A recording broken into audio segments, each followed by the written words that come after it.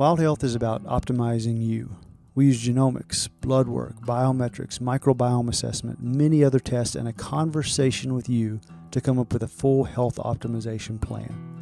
What's the perfect diet, exercise, and supplement plan for you and only you? The Wild Health podcast is about optimizing all of us. Here we cover the cutting-edge science that gives you the base to be able to apply the personalized plan we give you as a patient. To sign up as a patient, go to wildhealth.com. Or if you're a physician or health coach and you want to learn how to do this for your patients, we're happy to help as well. Wildhealth.com for all the information on becoming a patient or working with us.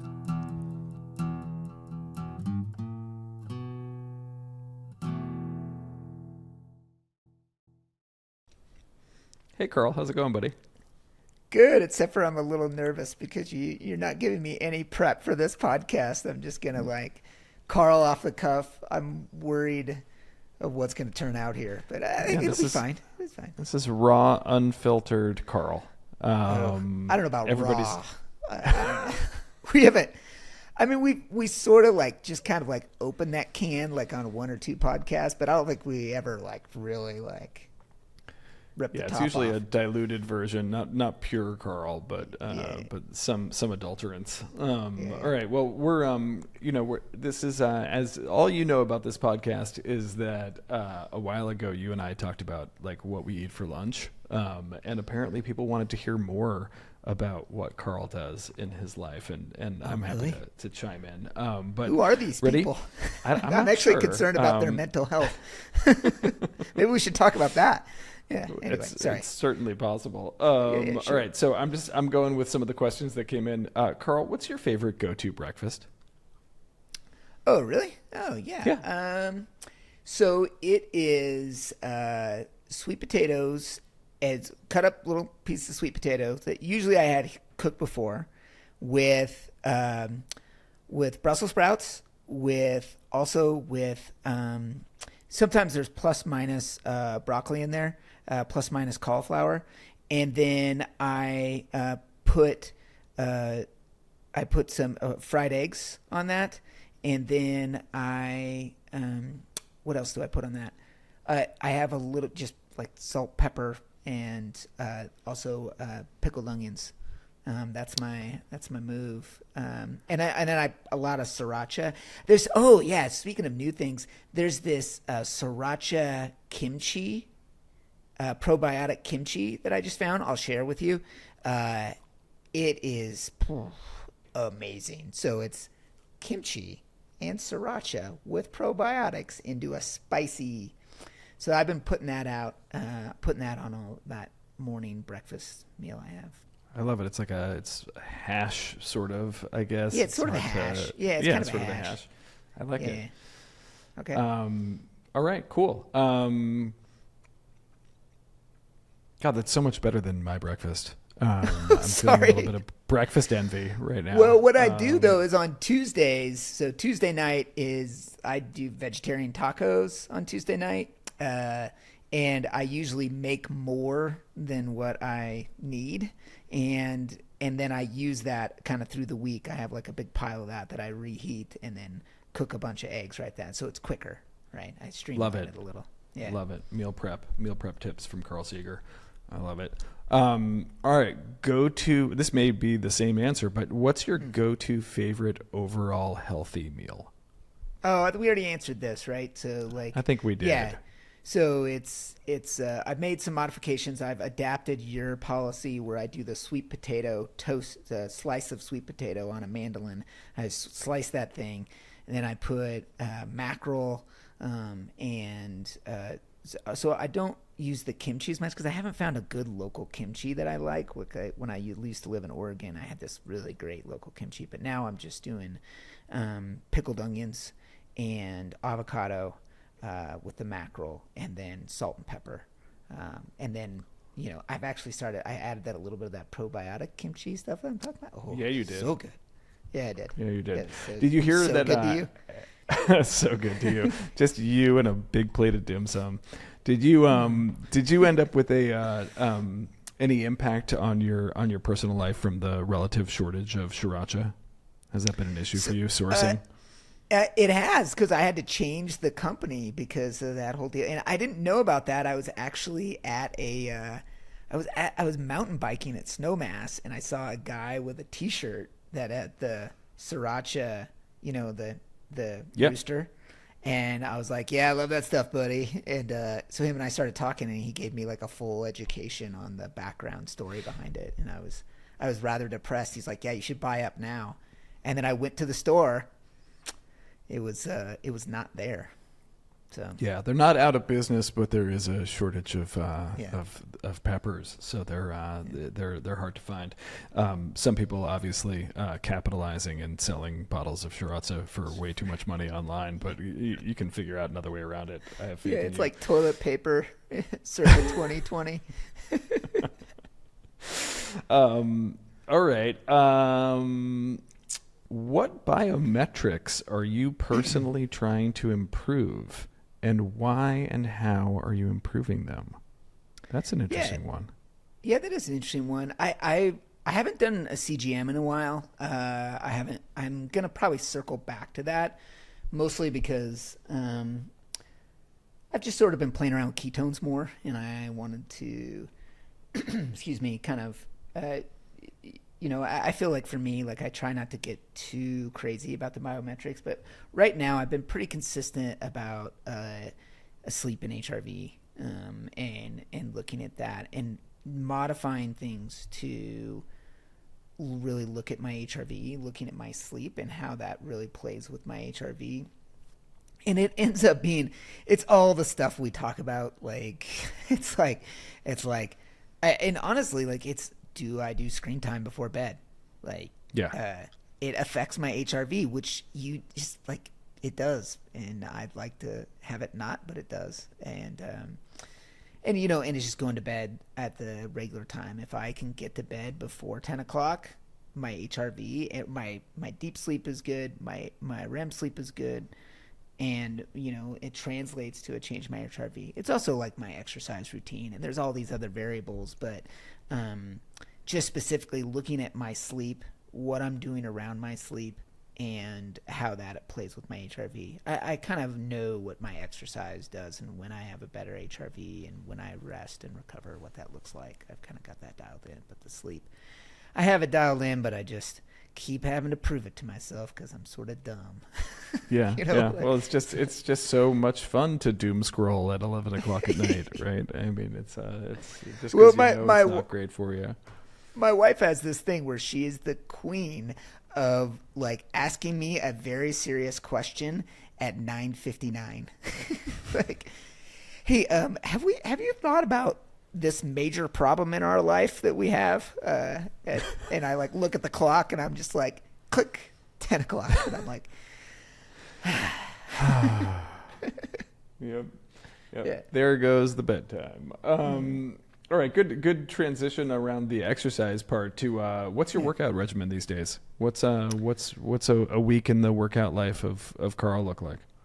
Yeah, so I more recently, I maybe anybody who's listening to this, I go through phases of, I have a short attention span. And so if I stick with one workout regimen for over like 3 or 4 months, I get a little like, I don't know, antsy, little, I don't know, bored, I guess is maybe a best term. And then I go through phases where I do a lot of zone 2 training. And then I get away from that. Right now, I'm actually training for a Spartan ultra marathon.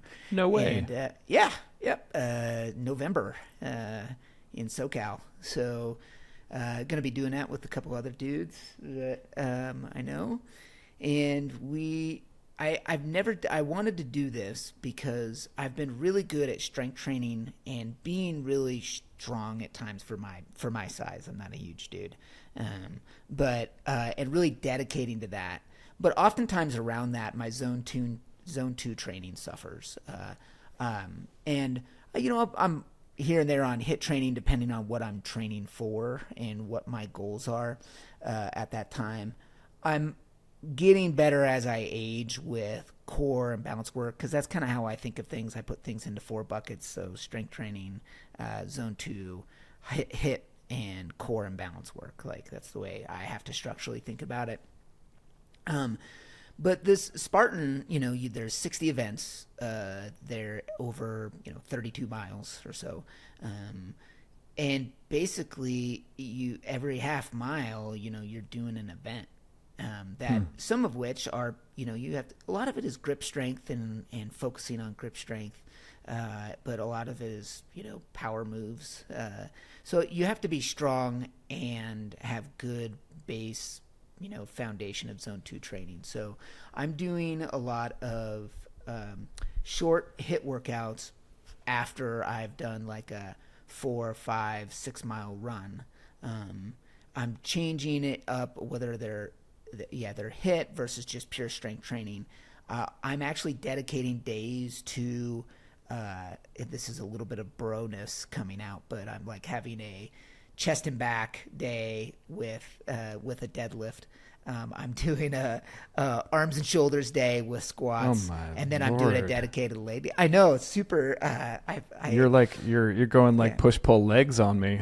Yeah, I totally am. But I am trying to do these runs followed by HIIT training. So, and then yesterday I did a 4-mile run with my kids. I wore a 20-pound vest, and they just ran. And my oldest son, he ran ahead and then ran ahead and ran back, and then I just ran with my daughter. Those kind of workouts. So I'm trying to change it up and be as varied as possible right now, so that I'm kind of training for this specific event. Love it. It sounds exciting. I think I know about this one. It's like near LA, but not in LA proper. Is that right? Yeah, it's like Santa something. I don't know. Yeah, I should probably figure sounds that about out. Right. Yeah. Our good friend Ben Askins signed me up for it.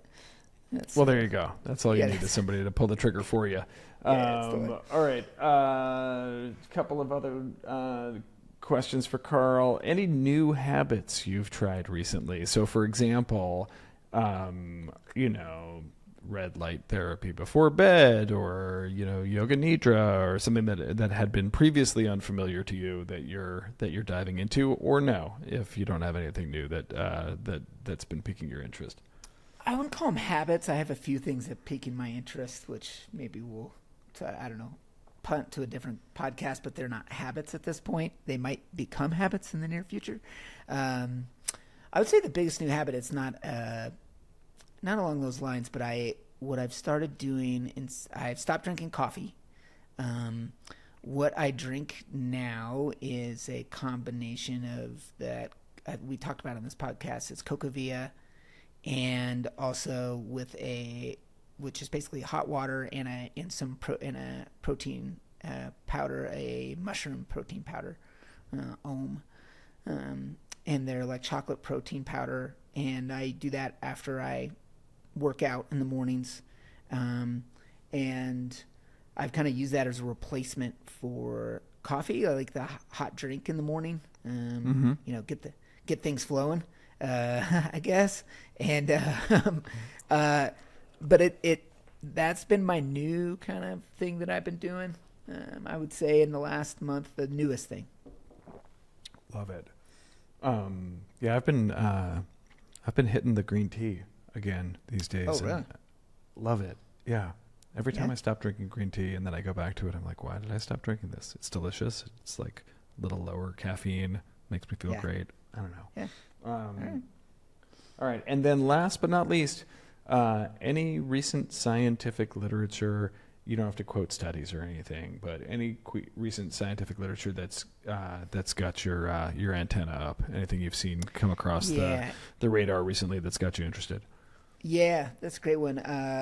You shared this with me. It's the bempedoic acid for treatment for people who don't tolerate statins, and just the effectiveness of that in lowering people's cholesterol and ApoB. Specifically, I really like that. It's something I've used over time, but just not as I just think that it hasn't been my first move after statins. Zetia has been, and there's some side effects with that, with gas, bloating, that sort of thing. effectiveness, I feel like is, depends. But bempedoic acid is something I'd like to integrate more in my practice that I looked at. I think one of the things that just got released this week that I frankly hasn't, dived into yet that I need to is colchicine and treatment for people with cardiovascular disease. And so I think that's something that we should probably roll out. But I need to kind of delve into that. I basically haven't because I knew that was out there, but I went on a camping trip and I just haven't. I just tried to disconnect. So that's on my short list. I like it. Yeah. Looks like low dose colchicine for treatment of atherosclerotic cardiovascular heart disease was or cardiovascular disease like 0.5 milligrams once a day. So pretty low dose. Interesting. That'll be a follow-up podcast. We'll dive into that a little bit more. And then for anybody interested in the bempedoic acid study, that's JAMA, June 24th. So we're recording this July 24th, so a month ago. Almost 14,000 patients and Wait, over you have this at your disposal right now? Yeah, I might quoted it. I might just have it available, but nerd alert. But over 4,000 participants. People are gonna think we've totally faked that, and like you. Yeah, we have not faked it.